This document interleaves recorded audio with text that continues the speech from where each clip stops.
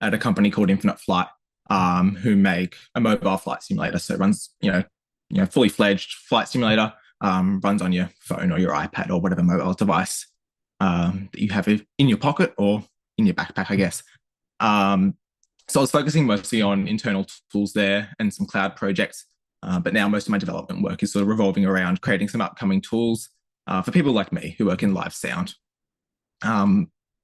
As Shaki mentioned, never given a conference talk before. I'm, just kind of saw a call out for speakers on Twitter, and I'm still calling it Twitter, and kind of took it as an opportunity to explore performance in full stack, which is something I think a lot about, and it was something at my old job that we really talked about a lot.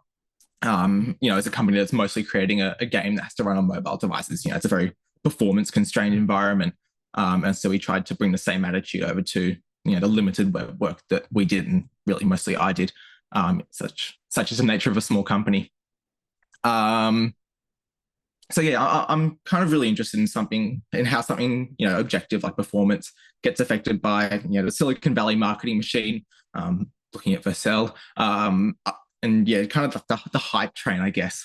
And I want to really talk a bit about that. So the title of this talk kind of became "Stop Moving Your Latency and Start Solving It." Because before, the big thing now is AI. We had serverless and the edge, and that was the shiny new exciting thing, kind of driven by Lambda and Vercel and Cloudflare workers, among others.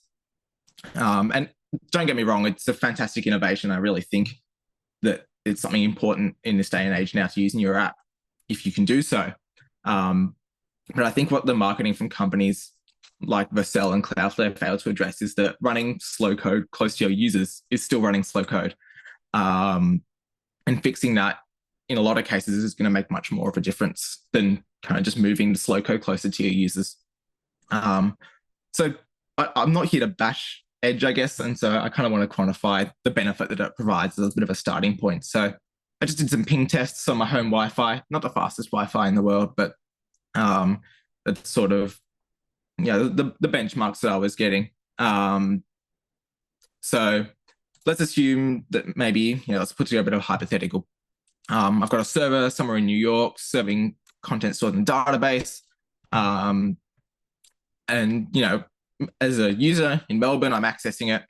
The ping and the time to get to New York and back, it is pretty bad. And, I highly recommend doing this sort of exercise yourself if performance is something you work with at your day job.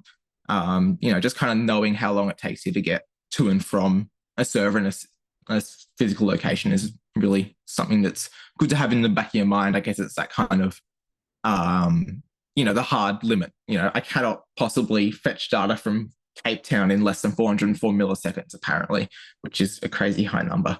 But anyway, moving on. So sort of according to these rudimentary and unscientific tests, a minimum round trip to New York and back would take about 224 milliseconds, a little under a quarter of a second. And that's not nothing, especially when you consider that's just time in flight. Realistically, our servers aren't sending responses immediately, even if there's something fast like a CDN, in which case I hope you're not going to New York and back. So if I was to do that request again, I hit an edge node in Melbourne. If that data is cached, or we're lucky enough to have a read replica right next door to our server or edge node, it's fantastic. We've saved over 200 milliseconds. But if we're a startup, a small business, the best we can do, let's say maybe a read replica in Singapore. And for a lot of apps, even having a global read replica might be a bit optimistic, but we'll roll with it and see where we get. So for this, for me, I got 100 milliseconds. So let's say, I hit the edge node in Melbourne, that's 5 milliseconds, then plus 100 milliseconds to get to Singapore and back. 105 milliseconds is a lot better than 224. But there are compromises. Your data might be stale if it's in a read replica. And your write's going to be just as slow. So moving to the edge has helped, but it's got some compromises. It's got, a bit of an engineering headache, especially if you're moving from, that conventional, maybe a few locations, a Kubernetes cluster or something, in one physical location, and you want to try and move your application out to the edge. It's got a very significant engineering cost in a lot of cases. So yeah, if we move it, so that's, I guess, kind of the nature of optimization is we don't think about the things that are easy and effective because they're the standard and we did them without a second thought. But another thing that I really am interested in is how performance affects user experience. So if we go back, so if we go forward even, this is kind of, you see these waterfall graphs around a bit. And yeah, this is, I guess, a very oversimplified version of what might happen if you hit, an Express server that's just serving a HTML file. Maybe you've got one server, very simple, maybe it's some side project or some web thing that you've set up for yourself to, monitor your home lab, let's say. You request a server, here's the database, sends responses. It's pretty straightforward. So if this is our app, though, this probably isn't ideal. We're spending a lot of time waiting for the database. And, we can probably do a bit better than this. So obviously, the first thing we reach for a lot of times is to add a cache. And this adds probably a bit more complexity than most people seem to give it credit for, but let's pretend we live in a blissful world and we don't have to think about TTLs or invalidation or any of those fun things. Either way, let's just have a look at what a cache miss looks like as a starting point. It's probably over-exaggerating the impact of checking the cache, but the real benefit comes, of course, when you get a cache hit. This is lovely. This is beautiful. This solves all our problems, except it introduces a ton more. You've either got to accept some amount of stale data, and because we're using time as our expiry, not the number of times we hit the cache, it's going to be the proportion of stale data that you serve out is dependent on your traffic, obviously. So you've got to accept that stale data, or you can do a ton of extra work to try and keep your cache fresh, which is totally valid and in a lot of cases makes sense. But at that point, your cache kind of just becomes your database, or potentially even worse, it kind of becomes a read replica of your database that you have to manage and write the abstraction layer to do that. So let's just kind of park that for a second and go check in with the edge. So when we have a cache miss on the edge, it's much the same, but you get to say that your app runs on the edge and pretend that it means something to your customers when, let's be real. But you can't ignore the benefits when you get that lovely cache hit. And the UX of the page that loads like this, and, you get this, the user gets all their data, they don't get any spinners. This is an infinitely better user experience than the server-side example where you're waiting for a slow database, and even really, an example where you might be having client-side fetching. Even if the data's a little stale, we have tech now like stale while revalidate, which is fantastic, and we can get that fresh data on the fly. And, you kind of can't beat this experience in a lot of ways. But it's a lot of overhead and extra complexity with your app, especially if you are really worried about stale data. And so your average sort of side hustle or startup, or early stage startup, I guess, doesn't want to and shouldn't have to deal with this. And so the solution, as I say, according to a lot of people, is to move all your data fetching to the client side. So now we need to serve static content, hopefully from a CDN. We see, the browser goes through, it sees it needs some JavaScript, does another round trip to get the JavaScript from a CDN, run the JavaScript, hydrate the page, find what we need to fetch from an API, show a skeleton state, hope that it's cached, and eventually get something back. And this works. It does. I've done it. I'm sure a lot of people here have probably done it. And I'll probably do it again, and as will people in the room. And there's a lot of great tools built around making this easy. But it's just not a great user experience. I also have one more here, but I think this probably needs no explanation as to why a cache miss is worse than a cache hit. I guess what I'm trying to get at sort of through this is performance isn't equal to latency. The user experience, I think, defines performance, and latency is a really big part of performance, but it's not the only factor. It is, however, the constant factor. You can move around your data fetching, your database, however you're doing storage, as much as you like, and there's still going to be some level of latency somewhere. And the more we can reduce that latency, I guess the better off we are, no matter how we're doing our systems architecture. So this is a bit of a strange comparison to make, I think, but I kind of think of reducing latency like risk management. So if you've ever been blessed with the joys of an OH&S talk, you've probably seen something like this. But I really think this is a great way to look at managing latency, especially in a serverless world. As I was making this, I kind of thought, geez, is the connection to JavaScript a bit far-fetched? But I promise, JavaScript is the main language on serverless, as I'm sure many people know. And so I'm really kind of targeting that audience, I guess. But yes, reducing latency is like risk management. And so I kind of want to make a few comparisons. So obviously, the most effective thing we can do is just eliminate latency. So no matter what scale you're at, no matter where you're running your data fetching, where you're locating your data physically, making a database query twice as fast has a tangible benefit. You can substitute the latency, use that time more efficiently, see what you can do while you're waiting for your database to respond, things like that. You can isolate it. This is a pretty well solved problem. We're talking things like caching, background workers, and doing the slow stuff while the user isn't waiting for it to happen. And you'll notice moving the latency is, and I'm talking about geographically moving it here, is all the way down the list. Because everything above this point is more efficient than putting your app somewhere else or putting it everywhere. And a slow app that runs near the user is still slow, as I say, and it's probably just more expensive to run now. And finally, our last-ditch effort, like the PPE equivalent, is loading in skeleton states. You'll probably hear me say this more than once tonight. They're just a bad user experience, and we have the tech to minimize them on good internet connections. And for the worst ones, we can still implement them and they can still show. So we'll go through these quickly. Eliminating latency, we're talking things like optimizing database queries and schema. I really love CTEs, common table expressions, instead of the width section of your query. Drizzle, fantastic ORM. JavaScript supports CTEs out of the box. With Prisma, you've got to do it using raw SQL. But yeah, really fantastic way to optimize your database. Using system resources efficiently and effectively should go without saying. And really don't let your ORM become a black box is something that I'm big on. Every one of these ORMs has a way that you can log or look at or print somewhere the generated query. And don't be afraid to get in and rewrite it by hand. Substituting latency, connection pooling is pretty much unanimous. That's something that your ORM, both Drizzle and Prisma, implement it. Oh, actually, I've got some notes here. Prisma implements it by default, and Drizzle makes it very easy to use for drivers that support it. Parallelization, it's a little bit harder to implement. As a rule, if you have queries that don't depend on each other, obviously you're going to want to parallelize them.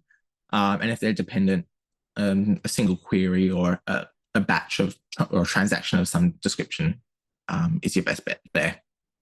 But of course, we can't ignore just sometimes you do just need to upgrade your compute, which hopefully something as JavaScript developers is something we don't have to think about too often when we're in a language that really doesn't have a huge footprint and is often sandboxed, and we should take it as a feature. We can isolate the latency. So background workers for long-running and non-critical tasks if your infrastructure allows. So serverless and edge are a different beast altogether, but there are options there too. Most of them require an ongoing subscription, but they are options. Caching falls under this. So just, you heard me touch on it earlier, but I love putting stuff in cache. It's fantastic. Performance is great. But you really got to be careful about those gotchas with stale data and stuff.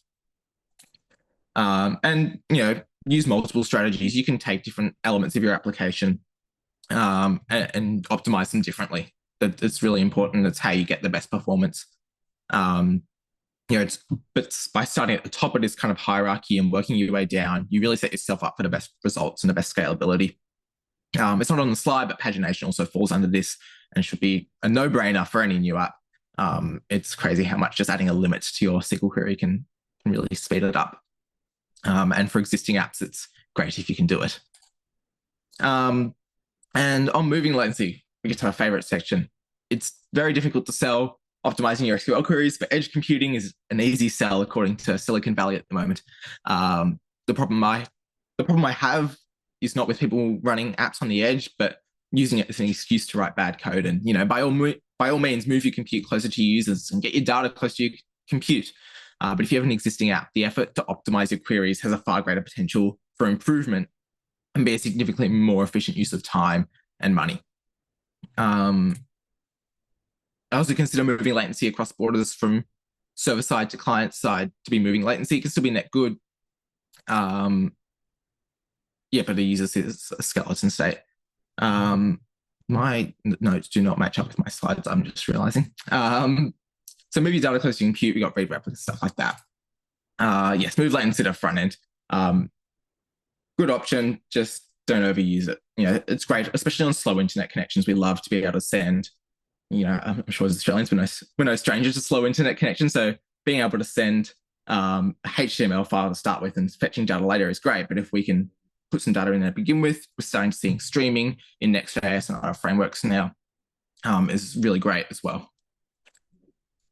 And skeleton loading states should really need no explanation. I'm sure this is infuriating for you to look at as it is for me. So this is kind of, I wanted to get an idea of all of these strategies and sort of what the effort versus reward is on all of them. So I kind of put together this graph. I kind of chose numbers myself. It's, very arbitrary, I guess, but we can kind of look at these things as, we have our x-axis of effort here and our y-axis of reward. There's some interesting things that come from this graph and, these strategies I've talked about. So first of all, there are a few double ups. I just couldn't fit them on a graph. But the difference between okay caching and good caching. Okay caching is really easy. Okay caching is just stuffing, things in cache and saying, all right, I'm going to set a time to live on that. It's going to be this long.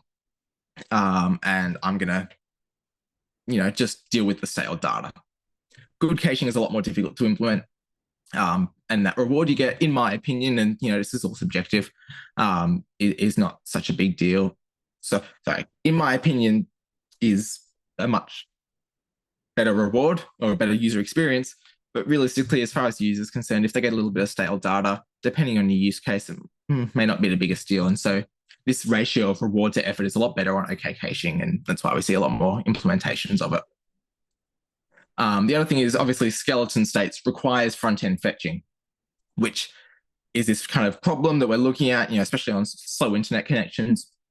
One requires the other, and skeletons are a better user experience than waiting on a white screen. So how do we kind of manage that as front-end developers is an interesting thing. But if you kind of average them out, that's kind of where I put it. The other thing is that this graph probably isn't the best way to represent this. Effort is a one-time investment that you make into the performance of your application, whereas reward is something that you get for the life of that change. And I think that's something really interesting to talk about. I tried to model this mathematically. I spent a lot of time in graphing calculators and all of this, and it was not worth it. But just know the reward you get obviously is ongoing. So we'll finish up by kind of going back to these waterfalls. So as I'm sure many people are aware, sorry, I've switched to the wrong part of my notes. So this is what we were kind of looking at before. Content served from the CDN. We make a request, hits the server, maybe hits a cache, hits the database, and so on. That's pretty standard stuff. We're all probably familiar with how this works, if not this specific graph. But this new technology that we're seeing with streaming and this kind of, this move towards full stack JavaScript really as the performance option, which is something that really couldn't be conceived not that long ago. We're streaming this data to the front end from the back end.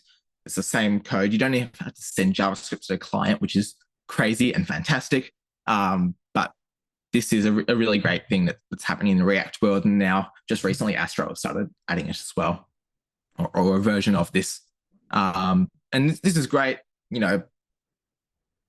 but I guess what the point of this talk is to kind of remember that never forget that by optimizing your database query, your overall latency is still going to go down. We can optimize how we do loading states all we like, but reducing how long a user sees them for is really the ultimate end game when it comes to optimizing for user experience. And though it might be functionally impossible to get to zero loading, we can only improve the user experience by continuing to push boundaries. And that is a very quick version of what I had written because I forgot to reduce it. So thank you for having me. You can find me on X/Twitter, Threads if I feel like opening the app. And also I have a website. Thank you so much for having me.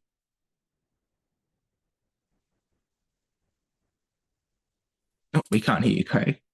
No, you can apparently. Brilliant.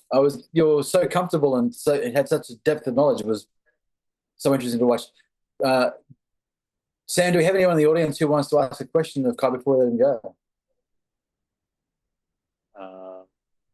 Yes.